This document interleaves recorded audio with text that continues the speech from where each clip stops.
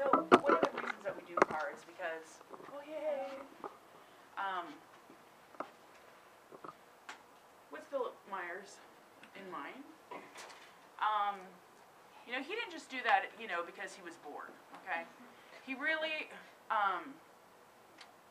wanted to create his own analysis, okay? So, like, we get thrown and we have been taught that, you know, we call people for information, we call people for facts. We even rely on analysis from Census Bureau, from the EPA. We get information back from cities, we get their pie charts, we get their analyses, but the car community kind of thinks that's not exactly analysis, but really like perspective. That's how they see what they're doing. And so in order to, like, in the most paranoid way, avoid that bias, we take it upon ourselves to do that analysis. And we don't just do that without training. Like, my background was actually in social sciences before I launched into journalism. So I kind of knew how to do analysis at first. And a lot of the folks that are car experts have spent years doing this. Now, that doesn't mean to say that you can't write a story next week with some of this stuff. It just means that, you know, we have a comfort level, and you'll develop over time a sense where you trust your own expertise. I mean, data is data. You know, 2 + 2 is 4, and there's no reason that you shouldn't be doing that yourself, instead of relying on, you know, policy wonk, either at a kind of sort of maybe unbiased think tank or a city, you know, analyst. Part of that too with becoming the expert, smaller than I thought, sorry, is that you control your methodology. You know, a lot of that analysis that you get,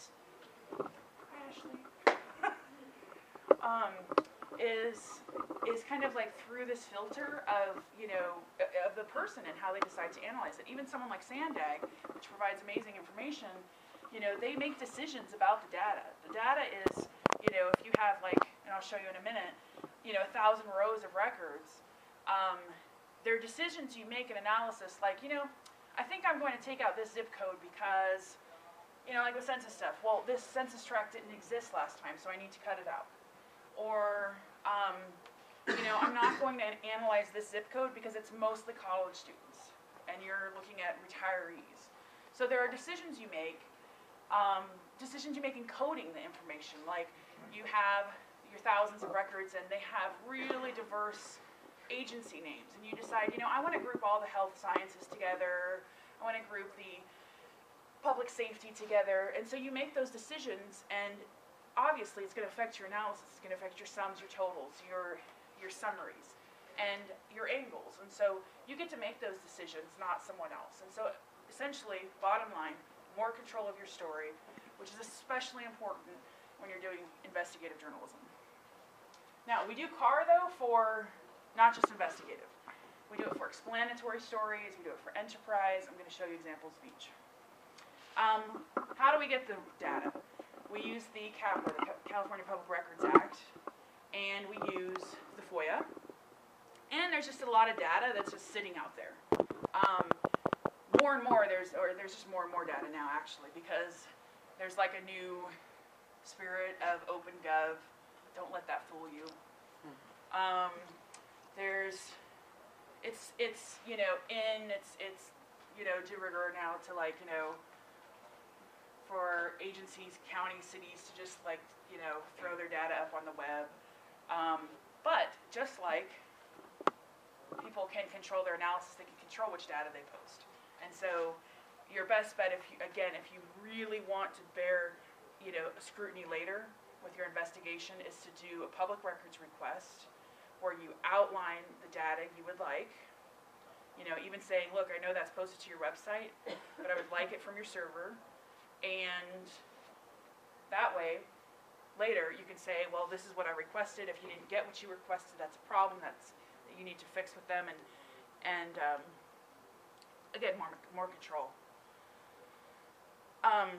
So this is my favorite story ever that I've ever done. So I'm going to use it, though it's old.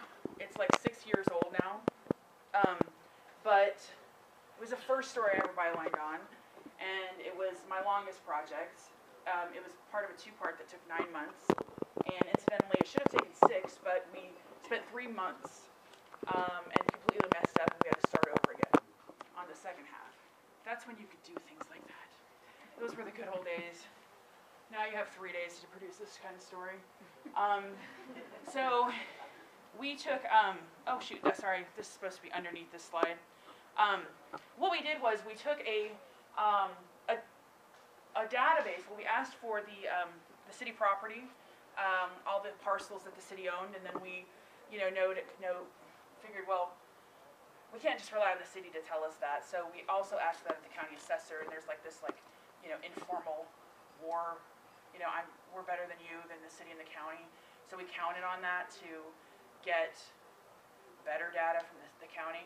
Well, in fact, what it showed was that that the county had a totally different view of what the city owned, and we used a database access to do a very simple join, and I'm going to show you one of those where we said, okay, this table, I want you to talk to this table, and you tell me which ones don't agree. So where they didn't agree was there was a group of records where the city said, oh, we own this land, and the county data said, oh, no, you don't. And then there was a group of results that were from the county side that said the city owns this land, and the city data said, we've never seen that land. Now you notice, little tangent, that I keep saying the data says, like it's a person. That's how you have to think.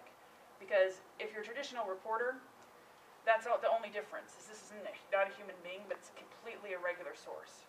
You ask it questions, and unlike sources sometimes who go on about kids' baseball games or whatever, the data just tells you what you need. So that's how that works. So this is a fun story. We mapped the results to show, by the way, I'll give you this presentation by PDF if you want. But we mapped to show which ones were in the column where the city didn't own them, and the column where the city did own them. And there were some cool things, like because of some errors in record keeping or some just antiquated way that they saw data, they included, for instance, Scripps, which is at the time was a $65 million property. And all they had really on the property was a water pump. But because they had a water pump on the Scripps property, they put it into their database of ownership. So if you recall, in 2005, we were Enron by the sea. I don't know if that's any different, but it was huge, and we were leveraging our property and talking about selling our property for loans.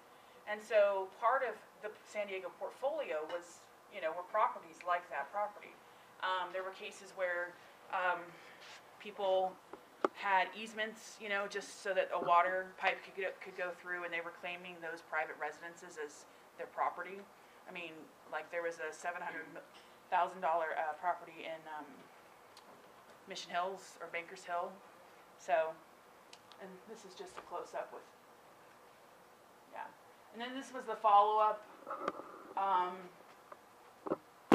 where we showed, we took a database and we basically put like every single person we could possibly get of city workers, elected officials, anyone that works in the property department, anyone that would have a stake in property in San Diego on the official side, and cross them with campaign contributions. And we also crossed all the lessees, people that were renting property from the city, and basically found that about 2/3 of the folks that were leasing property from the city were giving to council members or the mayor. And that's what that so there were 3 stories total. For the wildfires,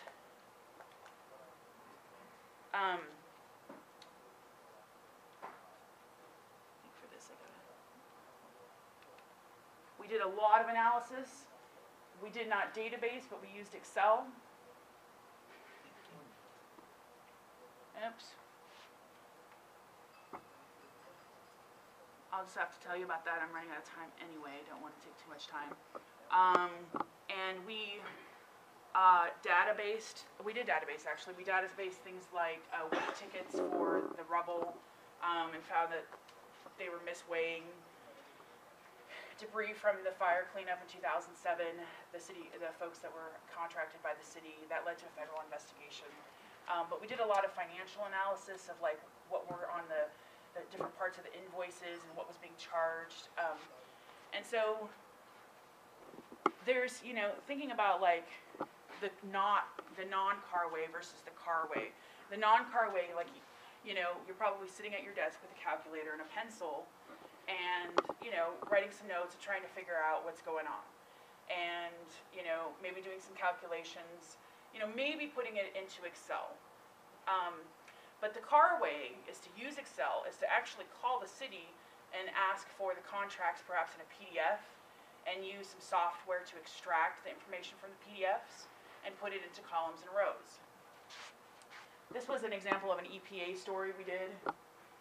Sorry, not EPA, it was local air pollution control district. And just did some analysis of citations. It was actually about $450,000 that folks paid.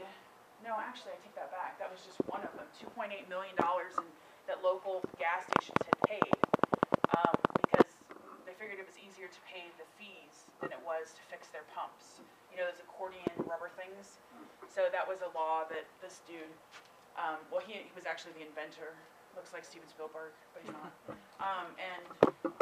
And so we used like hundreds of thousands of citation records from a very huge system from the air pollution control district and distilled it to that graph.